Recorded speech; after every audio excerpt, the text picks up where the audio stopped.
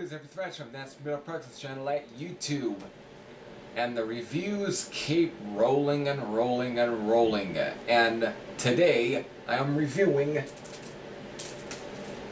Saxon's recent album, Battering Ram, which was released in last month of October. But however, this CD copy wasn't getting released until October 30th. So, with that, the album is definitely great. It's definitely another solid Saxon album from start to finish. Pretty much starting off with the title track, Battering Ram. Great way to start it. Definitely starts off a little melodic before heading into its most monstrous riff.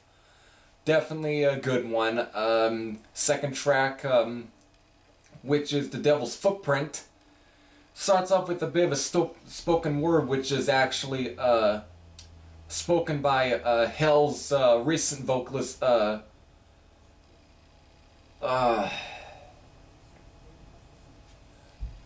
can't think, David something, Bauer.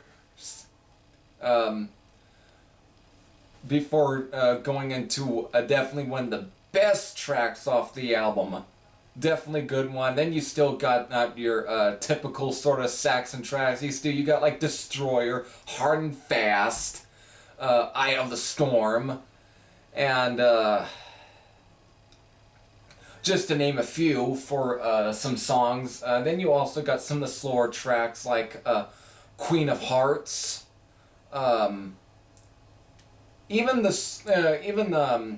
right, god damn it, yeah, To the End, which is kind of a ballad. But then you also get probably one of the most almost odd tracks on the album, which is Kingdom of the Cross.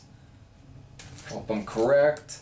Yes, it's almost like a story telling track almost, just with spoken words with. It's one of the most odd tracks on the album, really. And it's kind of interesting as well. Not bad, definitely kind of odd, but still good one.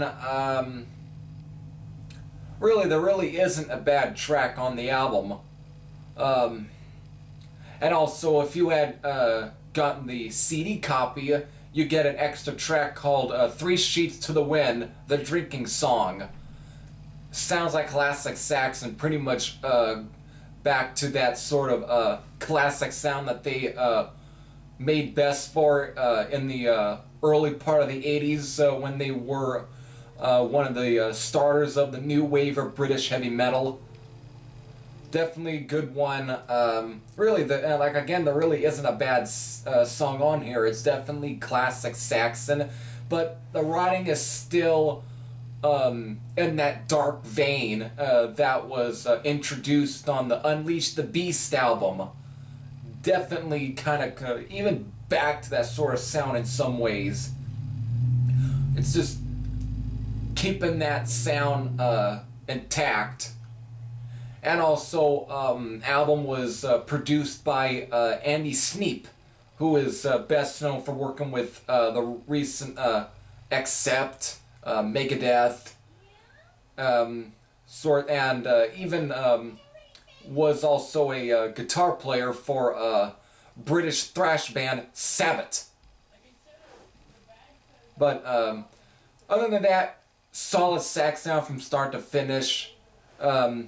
Really, I can't say anything bad about it. Biff Byford's still, well, a little raspy, definitely because of age, but he still ends up pulling off a great performance on the album.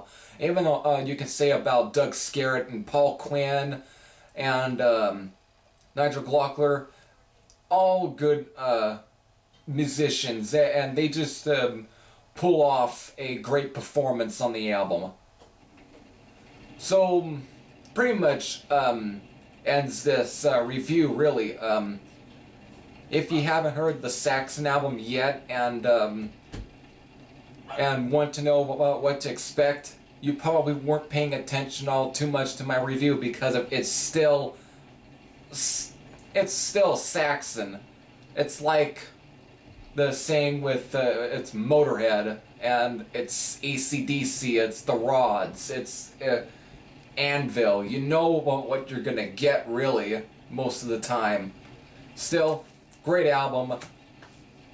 And that pretty much ends this review. So this is Heavy Thrash. I sing. I am out.